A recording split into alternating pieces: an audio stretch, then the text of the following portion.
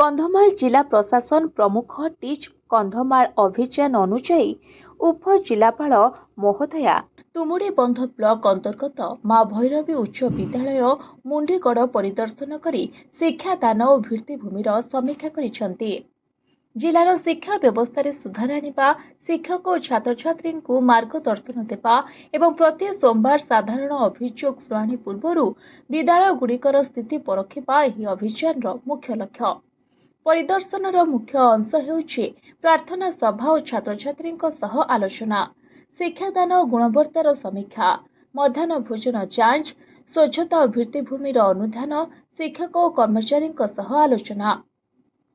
Teach Kandhamal केवल एक निरीक्षण कार्यक्रम नुह, बरं ग्रामांचल पिलामानंकु सीधासलख भेटी सेमानंकु प्रेरणा जोगाइबा एवं विद्यालय गुड़िकरे उत्तम शिक्षा और परिवेश सुनिश्चित करने एहार एक प्रयास।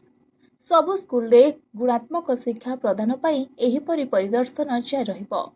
कंधमाल जिला बालीगुड़ारू रोहन कुमार नंदंक report, voice of Odisha live.